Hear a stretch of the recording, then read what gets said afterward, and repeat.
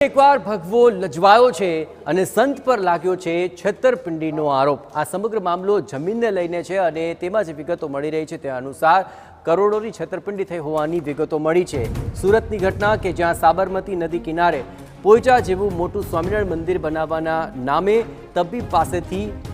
1 કરોડ 34 લાખ રૂપિયા ખંખેરી લેવાનો આરોપ છે। સમગ્ર ઘટનાની જો વાત કરીએ તો આણંદના તારાપુરના રેંઝા ગામે સાબરમતી નદી કિનારે આવેલી જમીન ખરીદવા જૂનાગઢના સ્વામી આ સમગ્ર મામલે ડોક્ટર હળિયા સમક્ષ રજૂઆત કરી હતી, જ્યાં સુરેશ ગોરી નામના વ્યક્તિએ તબીબને વિશ્વાસમાં લીધા અને જમીનના સોદામાં મધ્યસ્થી માટે તૈયાર કર્યા।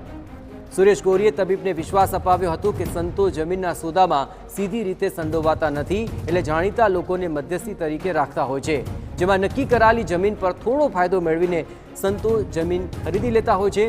ધર્મ, સંપ્રદાય અને સંતોનું નામ આવતા તબીબે વિશ્વાસ મૂક્યો હતો, પણ છેતરપિંડી થઈ ગઈ। સુરત શહેરના એક ડૉક્ટરને સાથે જે.કે. સ્વામી અને તેમના કેટલાક મળેતિયાઓ સાથે મળીને એક આખું કાવતરું કર્યું હતું જમીન ખરીદવા માટેનું, અને ત્યારબાદ કરોડો રૂપિયાની જે છેતરપિંડી કર્યા હોવાની જે વિગત જે સામે આવી હતી ને તેના કારણે જે ડૉક્ટરે છે તેમને વરાછા પોલીસ સ્ટેશનની અંદર ફરિયાદ નોંધાવી છે। તો આપણી સાથે જે ડૉક્ટર જ છે તેમની સાથે વાત કરીશું, ફરિયાદી છે, શું આખી ઘટના બની હતી અને મૂળ સ્વામીનો શું રોલ હતો। તો સાહેબ, શું આપી ફરિયાદ હતી આપની, કઈ રીતે ચીટિંગ થયું છે અને તેની અંદર કોણ કોણ સામેલ છે? જય શ્રી કૃષ્ણ, જય દ્વારકાધીશ।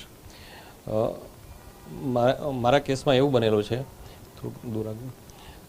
મારી સાથે એવું બનેલું છે, એક સુરેશ તુલસીભાઈ ગોરી નામનો એક જે દલાલ જે છે એ મને બારડોલી મળેલો, તો એ પછી એમનો કોન્ટેક્ટ થયેલો ને એ મારા દવાખાને અહીં આવેલા અને મને બધી વાત કરી કે આવી રીતના જગ્યાઓ છે, એક સ્વામિનારાયણ સંપ્રદાયને લેવી છે, જેવી પોઈચા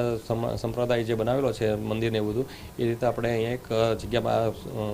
જૂનાગઢના મહંત છે જે.કે. સ્વામી કરીને એમને એવું બનાવવું છે, 700 વીઘા જગ્યાનું આપણે કરવાનું કામ કરવાનું છે। તો અમે અમારો શું રોલ કે તમારે જો એજ્યુકેટેડ વ્યવસ્થિત સારા પર્સન હોય તો એ લોકો એના અનુયાયીને કહી શકે કે આવી રીતના છે ને અમે આની પાસે જગ્યા લીધી છે, આવું કામ સારું કરીએ છીએ, એટલે એ લોકો ફાળો કરી શકે એમ, તો કંઈ વાંધો નહીં। પછી મેં તો ભાઈ એમાં અમારો શું રોલ, શું કામ કરવાનું, તો કે કંઈ નહીં, આપણે વચ્ચે મીડિયેટર રહીને કામ પતાવી દેવાનું છે, દસ્તાવેજ કરીને આ બાજુ જગ્યા લઈને આ લોકોને જગ્યા વેચવાની છે એ રીતના। તો ભાઈ મારી પાસે પૈસા છે નહીં કે આપણે પૈસાનું કોઈ રોકાણ કરવાનું નથી, એમ કરીને બધી હવે મુલાકાતો બધી સ્વામીની કરાવી, એના ખજાનચી સ્નેહલભાઈની મુલાકાત કરાવી। હવે અમને એની સાન્ટાફે ગાડીમાં બેસાડી, લક્ઝરિયસ ગાડીની અંદર, અને આખો લેપટોપમાં પાયલોટ પ્રોજેક્ટ બતાવ્યો કે આવું છે, આવો સંપ્રદાયનું આવું મંદિર બનાવવાનું, એટલે જગ્યા આવો શું છે કે તમે જે બને એટલું ઉતાવળ રાખીને પ્રોજેક્ટ આપણે હાથમાં લઈને પૂરો કરીએ કે જેથી કાલથી આપણે બધું કામ બધું ચાલુ કરી શકીએ, કે JCBના ઓર્ડર આપી દઈને તાર ફેન્સિંગના કંઈ એક વસ્તુ આપણને એટલી બધી ઊંચા લેવલની બધી વાતો કરીને ભરવામાં પેલું કરાવેલું કે જેની વાતમાં અમે આવી ગયા। પછી ત્યાંથી બીજી મુલાકાતમાં અમે જમીન માલિકને મળ્યા, જમીન માલિકને મળીને પછી એમની સાથે ભાવતાલ નક્કી કરી પેલું કર્યું। પછી અમે ત્યાંથી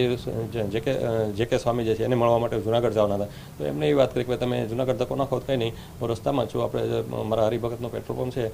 ચોટીલા લીમડી હાઈવે હોય છે, ત્યાં આપણે મુલાકાત કરીએ। તો ત્યાં એમની જે પર્સનાલિટી એન્ટ્રી અમે જોઈ તો જે.કે. સ્વામી જે છે એક રેન્જ રોવર કાર, આગળ પાછળ પાયલોટિંગ ગાડી, બધામાં 2 બ્લેક કેટ કમાન્ડો જેવા ગનમેન સાથેના, એટલે અમે પણ એમ થોડા ભ્રમિત થઈ ગયા કે મેં તો બહુ સારું હોય છે એનો પોસ્ટ ને બધી વસ્તુ, એ લોકો એટલું એફોર્ડેબલ કરી શકશે બધી વસ્તુ। ઇન ડ્યુરેશન મેં સ્નેહલભાઈને કીધું અમારે જમીનનો શું ભાવ ને કઈ રીતે નક્કી કરવાનો, કે તમારે 10:30 સુધી કે વીઘાનો ભાવની વાત કરવાની, એટલે એ બધી વાતચીત કરતાં સ્વામીએ કીધું કંઈ વાંધો નહીં, અમે 10,11,000 રૂપિયા હું તમારી પાસે જગ્યા રાખીશ ને પેલું કરી। હવે આ બધી વસ્તુમાં એ લોકોનું એવી એક મોડસ ઓપરેન્ડી છે કે કોઈ પણ માણસ પાસે એ લોકો ટોકન અપાવી દે, પેલા આવી રીતે ભ્રમિત કરીને ટોકન અપાવી દે, એની અંદર પછી રીમા કરે, એટલે આવું બધું કર્યું અને એવી વાત કરી કે જે કાંઈ જે પેમેન્ટ છે તમારે કશું કાઢવાનું નથી, અમે તમને 33% પેમેન્ટ ડાયરેક્ટ જ આખી જગ્યાનું, જે માનો કે 90-100 કરોડની જગ્યા છે તો 30 કરોડ રૂપિયા ડાયરેક્ટ અમે તમને પહેલાં આપી દીધું, એમાંથી તમે પેલું કરતા જાય, જેમ જેમ દસ્તાવેજ બનતો જાય એમાં અમે તમે પેમેન્ટ આપતા જઈશું। આ રીતે એક સ્વામી જો ચીટિંગ કરતા હોય તો કેટલું યોગ્ય છે, તમારું શું માનવું છે અને હવે તમારી શું માંગ?